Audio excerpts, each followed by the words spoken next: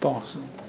Ah oui, bravo. Communication. Alors, c'est quoi? Alors, je vais vous demander d'identifier qui est l'émetteur. Ah, je vais faire le dessin. Émetteur, récepteur, le message, l'encodage, le médium, le décodage dans la tête du récepteur, puis la rétroaction. Puis il y a évidemment l'identité, l'état psychologique, l'environnement. Identité, l'état psychologique et environnement. OK? Puis si vous oubliez ces affaires-là, bien, vous avez des notes de cours complètes là-dessus. Alors, c'est sûr que je vais vous demander, donnez-moi des caractéristiques de l'identité de l'un ou l'autre des personnages, mais je ne vous dis pas lequel. Puis je vais vous demander aussi de me donner, mettons, 3 caractéristiques identitaires, puis 3 caractéristiques de l'état psychologique des personnages. Alors, donnez-moi 3 caractéristiques de, mettons, Madame Gauthier. 3 caractéristiques de l'identité de Madame Gauthier. Qu'est-ce que vous me diriez? C'est une femme. Ensuite? 57 ans. Elle est mariée. 4 enfants. Elle a des enfants. Travaille à temps partiel. Travail. OK. Si c'est un point chaque, est-ce que le sexe, c'est identitaire? Ça vaut combien? 1. L'âge, est-ce que c'est identitaire? Oui. Ça vaut combien? 1. Est-ce que ton statut marital, c'est identitaire? Oui. Ça vaut combien? 1. Et le fait de travailler, est-ce que c'est identitaire? Ça dépend si tu es un étudiant, mais si c'est ton choix de carrière, c'est identitaire. Fait que 1 plus 1 plus 1, ça donne combien sur 3? 2. Ça vous donne 2 sur 3. Pourquoi? Pourquoi? Parce qu'il y a quelque chose dans l'identité de Mme Gauthier, qui a joué un rôle central dans le cas, et vous refaites pour la 2e ou 3e fois la même erreur que dans le cas d'Albert. Allez-y, madame, la main vous démange. Moi, j'allais demander que le fait qu'elle s'est occupée de sa mère auparavant, ça fait partie de son identité. Je te donnerais 0.8 sur 1. Pourquoi elle s'est occupée de sa mère? Parce que sa mère était malade, elle a fait... Dis pas juste malade, je te donne 0.6. AVC. C'est hyper important de dire sa mère a déjà fait un AVC. Pourquoi? Parce qu'elle n'a pas peur d'avoir attrapé le rhume. Elle a peur d'avoir fait un AVC elle-même comme sa mère. Donc, cet aspect, donc l'AVC de la mère, est une trace identitaire pour Mme Gauthier. Est-ce que vous avez vu ça, tout le monde? Oui, vous l'avez vu. Je suis sûr que vous l'avez vu. Good. Puisque vous avez un bon jugement clinique et vous collectez les bonnes données dans les cas. Je voulais vous féliciter là-dessus d'ailleurs. Alors, à l'examen, ça va être la même affaire. Vous me donnez 3 bonnes réponses. Si vous ne repérez pas des éléments clés dans l'identité du personnage, je vais me poser des questions sur votre jugement clinique. Et je vous rappelle, le jugement clinique, c'est le principal critère avec lequel l'ordre va vous évaluer quand vous allez avoir votre DEC en soins infirmiers. Alors, pour l'état psychologique de Mme Gauthier, vous diriez quoi? Elle est inquiète. Elle a peur d'avoir fait un AVC. Un traumatisme par rapport à l'AVC que sa mère a fait. Elle a peur, elle traumatise. C'est mal écrit ça. Ça va être filmé en plus, on va m'appliquer un peu. Là. Alors, traumatise sur l'AVC de sa mère. Alors, combien je vous donne sur 3 là-dessus? Peur d'AVC puis peur du traumatisme, je vous donne juste 1 pour les 2. Puis inquiète, je vous donne 0,5, ce qui vous donne 1,5 sur 3. Elle est anxieuse, on peut dire. Si vous dites anxieuse, à la place d'inquiète, je vous rajoute rien. Désorientée. Désorienté, ok, écoutez bien, là, on va clarifier le critère. L'identité est une caractéristique stable chez la personne. L'état psychologique, c'est une émotion qui est causée par un événement déclencheur. Est-il possible que quelqu'un, dans les traits de sa personnalité, soit quelqu'un d'anxieux? Si dans ses traits de personnalité, c'est quelqu'un d'anxieux, est-ce qu'on met ça dans l'état psychologique? Non, tu mets ça dans l'identité. Fait que si le mot que vous me proposez comme réponse, je peux les mettre à 2 places, ben, je vais couper la note en 2. Là, monsieur, on peut dire confuse. Confuse de quoi? Il faut que, si tu me dis juste un mot, t'es foutu. Si tu me nommes, est-ce que c'est possible que des gens dans la vie soient confus? Elle est confuse. Oui, il y en a plein. Des fois des profs. Alors, il faut que vous me nommiez, elle est anxieuse des résultats. Des résultats. C'est de ça dont elle est anxieuse ou inquiète des résultats. Elle est confuse à cause de sa perte de conscience ou à cause de sa chute. Oui, elle est confuse. Elle a peur d'avoir perdu l'argent de l'épicerie. Donc, elle est inquiète d'avoir de l'argent, d'avoir perdu l'argent du centre communautaire. Donc, il y a 2 mots qui sont quasi synonymes, là, anxieux et inquiète, mais je vous donne 1 point chacun pour 2 points si vous me donnez des événements déclencheurs différents pour les 2. Là, remember, je la pose cette question-là. Fait que si vous me nommez juste une émotion, mais que c'est pas circonscrit dans une circonstance particulière, ça peut être un état identitaire. Il faut que tu me dises la cause et que donc, vers la fin, elle a hâte que Ludovic aille voir le médecin avec la nouvelle information. Elle est un peu rassurée par ce que Ludovic vient de lui dire. C'est un état émotionnel, ça aussi. C'est un état psychologique aussi, ça. Comprenez-vous? Il faut que vous compreniez la logique argumentative que vous avez besoin de m'écrire. Souvent, dans le test de lecture, vous avez mis un mot. Mais je ne vois pas la logique avec la question posée. Il y a toujours un lien logique. Dans un principe théorique, il y a toujours un lien logique entre 2 affaires. Entre une donnée puis une théorie. Oui? Là, mettons, peur de l'AVC, est-ce qu'il faudrait mettre, mettons, Ça aussi. qu'elle a peur des répercussions de... Oui, peur des répercussions. Mais tu sais, si tu m'écris « elle est anxieuse des résultats » puis « peur des répercussions », je vais trouver que ces 2 façons différentes reviennent un peu au même. Il faudrait que vous choisissiez des états émotionnels différents dans le cas, puis suivez le narrateur. Le narrateur, il va vous dire « elle est surprise par ses propos », mais là, vous allez dire « elle est surprise de ce qu'il vient de dire ».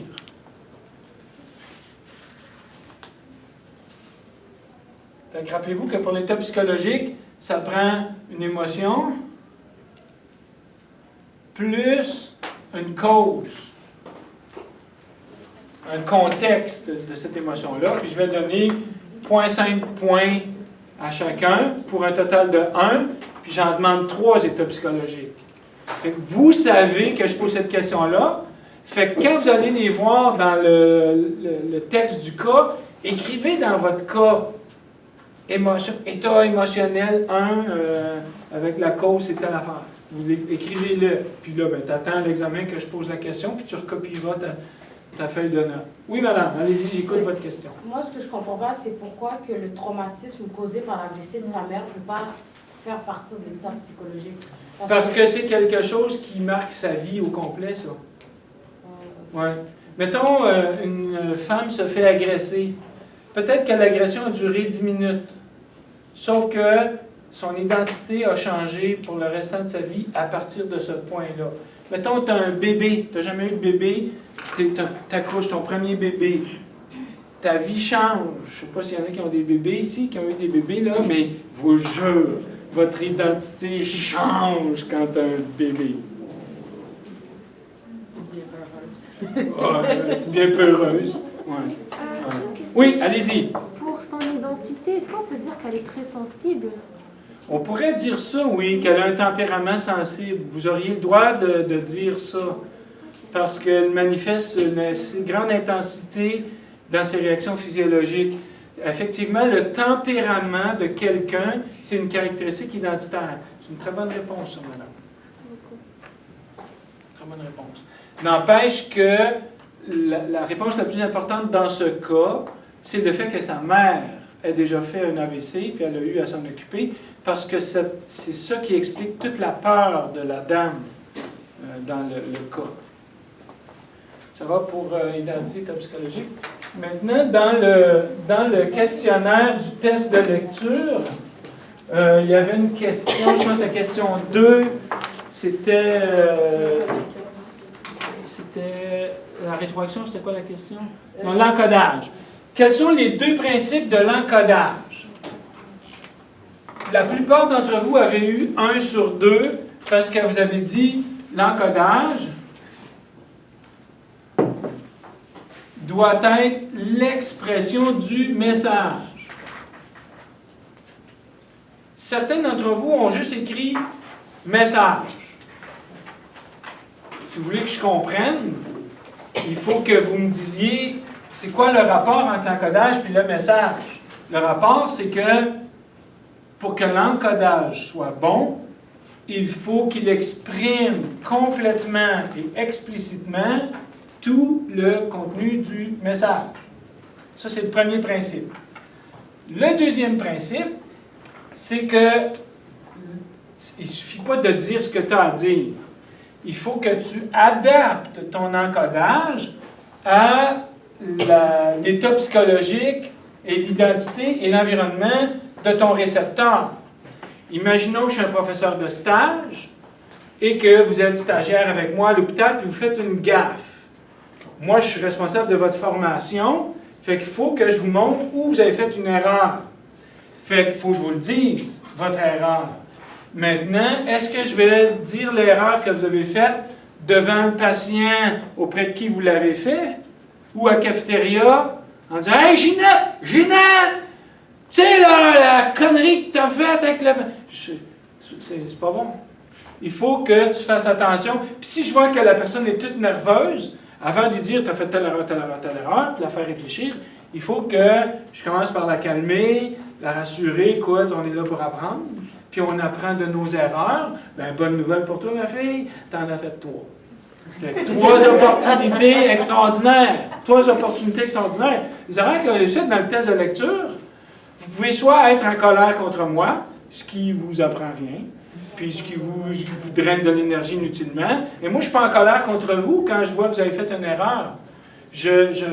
Chaque erreur de mes étudiants, je vois la part de responsabilité que j'ai. Pourquoi vous avez fait ces erreurs-là? Je pensais que j'avais bien expliqué, mais manifestement, je n'explique pas si bien que ça. Fait qu'il faut que, avant l'examen, je me reprenne pour clarifier, là, regardez, là, je vais corriger comme ça, puis ça me prend ça. Oui? Donc, en résumé, comme pour la qualité de l'encodage, vous avez dit qu'il s'était adapté l'encodage avec son identité.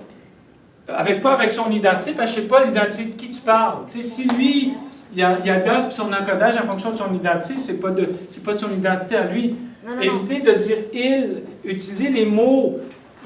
L'émetteur doit adapter son encodage aux caractéristiques identitaires à l'état psychologique et à l'environnement de son récepteur. Fait que ça veut dire que dans le cas de Mme Gauthier, il aurait fallu que... Faisons ça. Mme Gauthier est-elle émettrice ou réceptrice? Émettrice. Émettrice, c'est quoi son message? Ben, qu'elle a peur de faire un AVC. Exactement. Paralysée, tout ça. Elle dit-tu, j'ai peur d'avoir fait un AVC? Puis oui, elle dit. Donc, tu vas donner une bonne note à Mme Gauthier là-dessus. Puis, est-ce qu'elle a adapté son message à la personne à qui elle parle? Si on prend en fonction de son identité puis qu'il est infirmier, oui. Oui, parce que c'est sûr que tu ne dirais pas ça à ton petit-fils. Grand-maman, elle a peur de rester paralysée toute sa vie.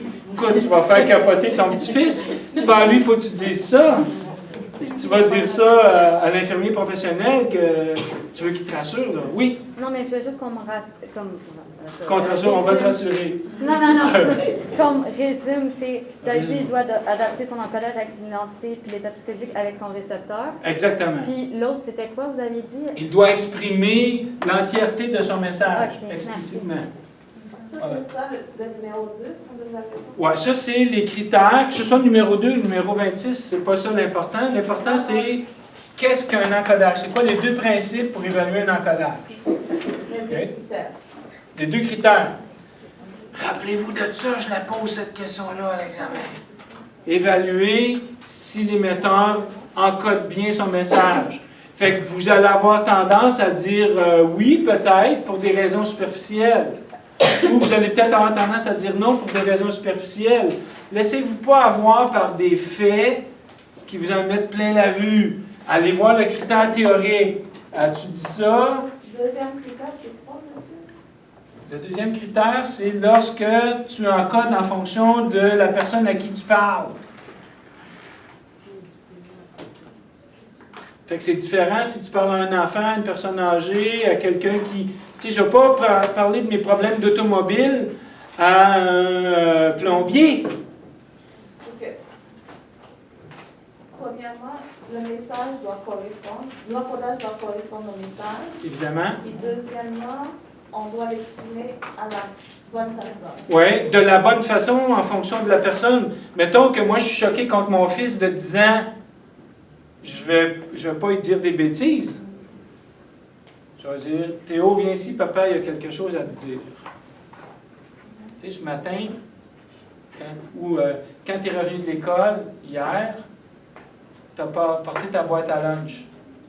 Si aujourd'hui, tu ne rapportes pas ta boîte à lunch, ben ta boîte à lunch, c'est juste lundi qu'on va la chercher. Ça risque d'être assez difficile à sentir là-dedans. Donc là, ta boîte à lunch, c'est où, là? Il ne faut plus que tu l'oublies. Est-ce que vous sentez ma colère? Vous sentez que c'est sérieux ce que je dis? Ouais. Je veux que je donne des responsabilités à sa mesure. Je m'attends à ce qu'il les fasse comme il faut. Je ne vais pas le frapper. Je ne vais pas l'insulter. Je ne vais pas dire, bon, là, ça fait 10 fois, là. Quand est-ce que ça va te rentrer dans la tête? Jeune homme. C'est pas un encodage sain. En tout cas, lui, là, il n'apprendra pas. Il va apprendre à avoir peur de son père ou de son prof ou de je sais pas qui. Comprenez-vous l'idée? L'idée, là, c'est essayer d'éviter l'apprentissage par cœur des notions. Si vous apprenez par cœur, vous êtes foutu.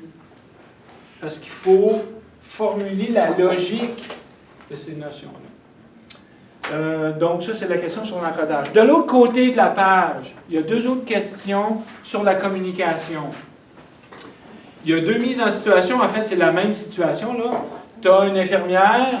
En fait, c'est vous, là. Vous expliquez comment fonctionne un glucomètre à un patient. Puis là, le patient dit « Oh, wow, vous êtes super bonne, vous expliquez bien. Merci, merci, merci, merci, merci. » Alors, la première question, c'est évaluer la rétroaction en précisant c'est quoi le critère de la rétroaction. Fait que le critère, c'est un énoncé théorique, ça. Il y en a beaucoup qui ont oublié de me dire le critère. Ils ont juste fait allusion au cas, mais un critère, c'est quelque chose de théorique qui s'applique dans tous les cas. Fait que, c'est quoi le critère théorique pour dire qu'une rétroaction est bonne? C'est quoi le critère? C'est ce qu'il comprend On du doit message. correspondre. Non, ce qu'il comprend du message, on appelle ça décodage. Ça. Ce que je comprends d'un message, ça, c'est du décodage. Là, ma question, c'est sur la rétroaction. On doit correspondre au décodage. C'est ça. La rétroaction doit être l'expression de mon décodage. Pour que la rétroaction soit bonne, il faut que je dise qu'est-ce que j'ai compris du message. Ça, c'était un point. Maintenant, sa rétroaction, est-tu bonne? Elle n'est pas bonne du tout. Parce qu'il dit qu'il a compris. Mais on ne sait pas qu'est-ce qu'il a compris. Peut-être qu'il a compris, peut-être qu'il n'a pas compris. Il n'y a rien dans le paragraphe qui nous dit qu'est-ce qu'il a compris. Fait qu'on ne peut pas évaluer le décodage dans ce cas-là. Là. On ne peut pas l'évaluer du tout, du tout, du tout. On ne sait même pas s'il a compris ou s'il n'a pas compris. Mais la question ne portait pas sur le décodage. La question portait sur la rétroaction. Donc, si je vous demande évaluer, il va y avoir des questions, ça va être ça, là, évaluer l'encodage, évaluer la rétroaction, évaluer le décodage. Quand la question vous demande évaluer machin chouette, il faut que vous me disiez c'était bon, c'était pas bon, c'était excellent, c'était de très bonne qualité. Il faut qu'il y ait un mot qui soit un adjectif qualificatif. Mettons, je te demande, est-ce que le spaghetti il était bon? Ben, c'est oui ou non, ou moitié, ou pas super, ou je sais pas trop, là, mais vous allez évaluer, c'est donner une valeur à quelque chose. Fait que sur une échelle de qualité. Fait que vous devez évaluer ça. Maintenant, ce que vous allez exprimer comme diagnostic, là, comme valeur, il faut que ça s'appuie sur des critères. Dans le cas de la rétroaction, on évalue la rétroaction dans la mesure où elle correspond au décodage. Et là, c'était 0. Il ne nous a jamais dit ce qu'il a décodé. L'autre question après, c'est qui est l'émetteur et c'est quoi son message? C'est quoi le message qui a été communiqué dans ce cas-là? C'est que tu as vous qui expliquez le fonctionnement. Oui, vas-y. Oui, excusez-moi pour la rétroaction toujours. Le premier critère, c'est l'expression du décodage. Exactement. On n'avait pas parlé du deuxième critère. Donc, mais je n'ai pas demandé 2 critères dans cette question-là. Il y en a juste un. Oui. Mais c'est une question importante, ça. Faites attention, dans ma question, des fois, je vais vous demander 3 éléments ou un élément. Comme dans l'identité puis dans l'état psychologique, je vais vous en demander 3. Donnez-moi-en pas 2. Donnez-moi-en pas 4 non plus. Parce que si vous en avez 3 de bons puis 1 de pas bon, ça ne vous donnera pas 3 points. Ça va vous en donner 2.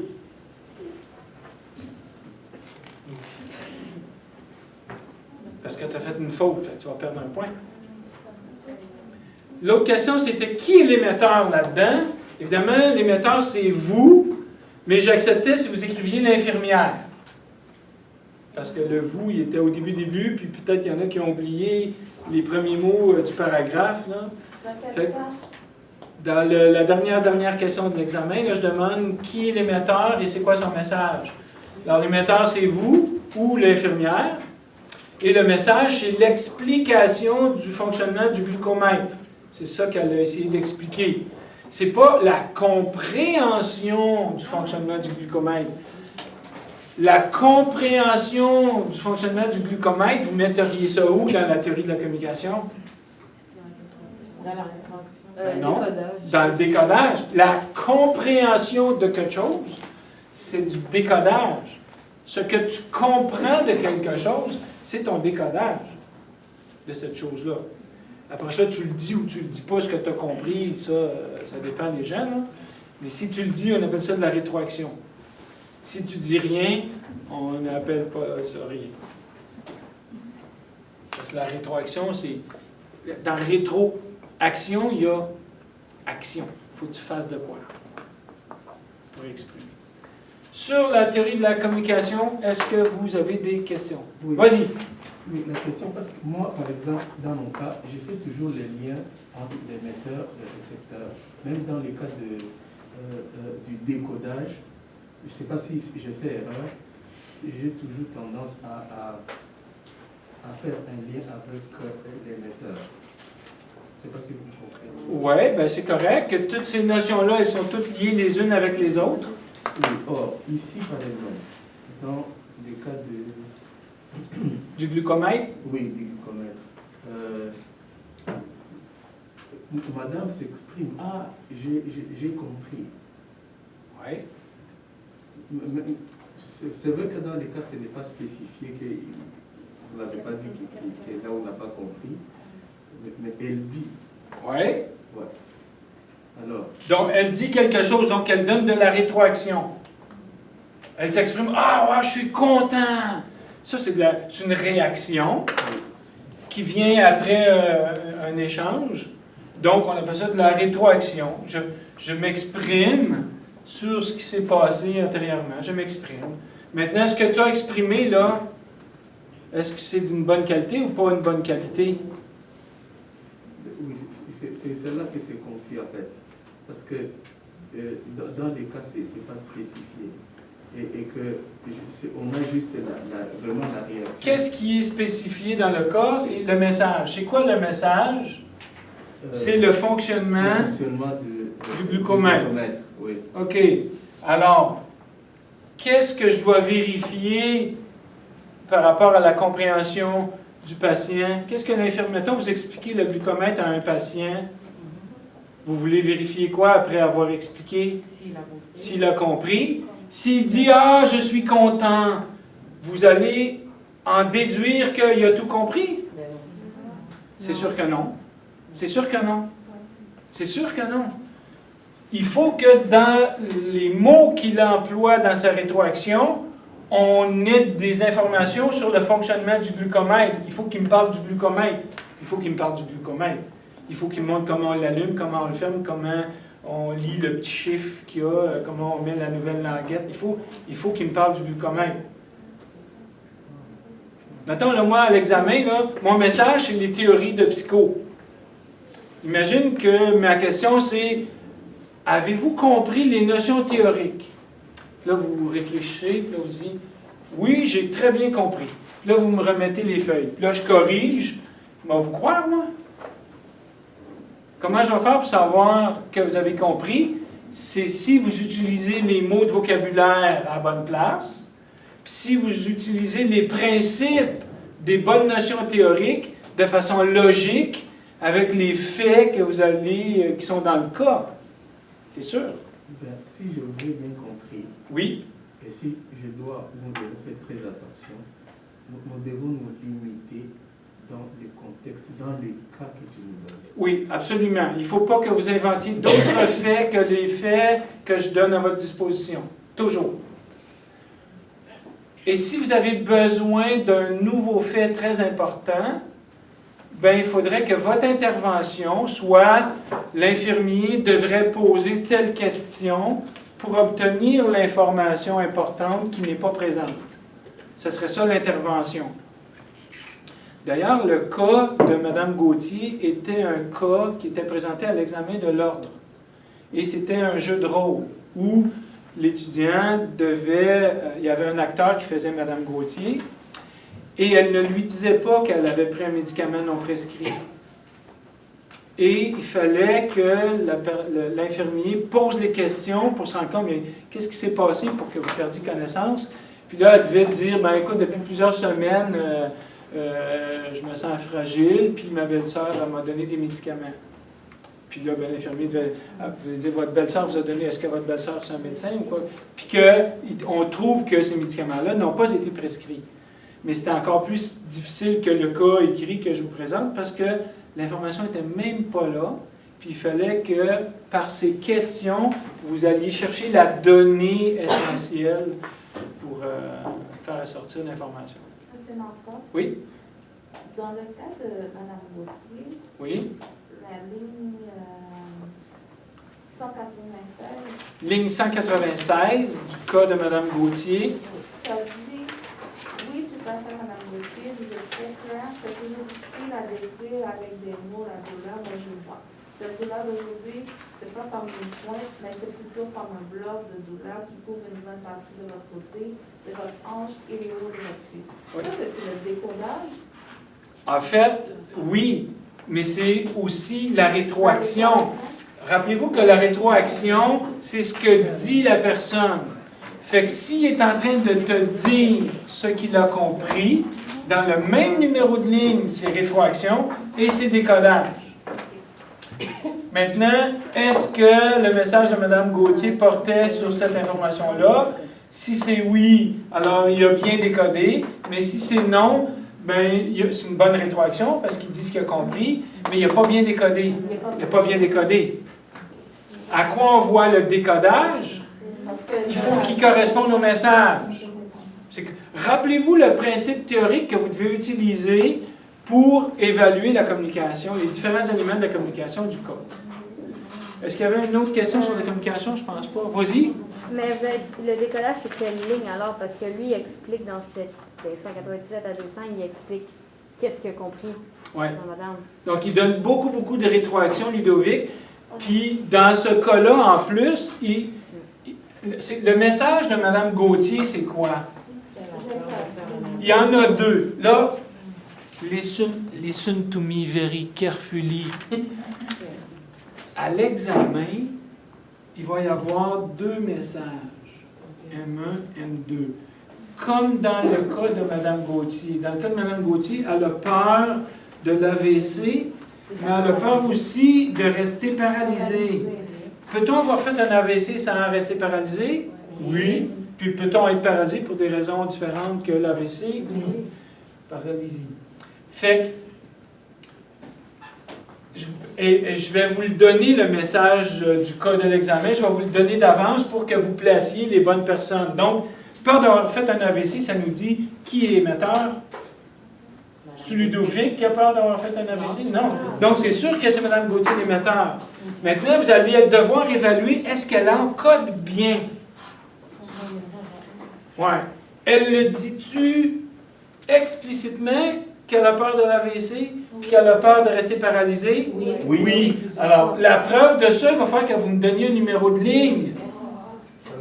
Puis, vous allez chercher soit le mot exact ou soit une expression qui est synonyme de ça. Mettons que j'ai à vous dire que j'ai peur des résultats à l'examen, mais je ne dis pas j'ai peur de vos résultats à l'examen, je dis je m'inquiète de votre note. Est-ce que j'encode bien? Ben oui, ça veut dire la même affaire. Ouais, mais c'est quoi le texte? C'est ça. Fait que là, comprenez, tu sais, qu'il y a des mots de la langue qui sont synonymes, là. Et moi, là, si vous m'écrivez, par exemple, textuellement ce que moi j'ai dit, j'aurai pas la preuve que vous avez compris. Mais si vous me le reformulez dans des mots différents, mais ça veut dire la même affaire, ça va être sûr que vous avez compris. Quand ma fille a dit A2, racine carrée de A2 est égale à racine carrée de B2 plus C2. Elle récite la théorie de Pythagore qu'elle est en train de voir là, à l'école, et elle la récite très bien. Mais je pense pas qu'elle a vraiment compris. Parce que quand on essaie de résoudre un problème avec un triangle rectangle, elle n'est pas capable de le faire. Fait que, tu vois-tu, le prof, il a marqué A2, il a marqué A, B, C. Tu sais, les trois côtés, là, ils ont A, B, C. A, B, C, t'as-tu vu ça quelque part? A2 est égal à B2, A2. Ben oui, c'est les mêmes A, là. C'est les mêmes. Fait que tu mets ça au carré, puis tu fais la racine carrée, puis tu vas trouver ton C2, là. Fait qu'elle est capable de réciter, mais pas capable de le faire. Donc, elle n'a pas compris. Elle n'a pas compris. Ouais, mais moi, je voulais juste savoir c'était quelle ligne pour voir si j'avais bon dans le décollage. 160. OK. Dans le 160, qu'est-ce qu'elle dit dans 160? Parce que moi, j'ai mis 123, 126. Ben là, commençons par être structuré, là. Mais j'ai juste une question. Oui, vas-y. Parce que dans la paralysie, vous avez dit dans le texte que genre, c'est censé être, je crois que je risque de rester paralysée toute ma vie, right? Oui, ça donc, elle a bien encodé ce bout-là. Ouais, mais genre, à chaque fois quand je lisais le texte, je disais toujours, est-ce que je vais être paralysée? Oui, mais c'est la même chose. C'est sous-entendu la même chose? Oui, c'est la même chose. Ok. Parce que moi, je pensais qu'il fallait genre voir mot pour mot. Non, non, non, non, il faut que tu vois l'idée, le sens d'une expression. Il y a plus, dans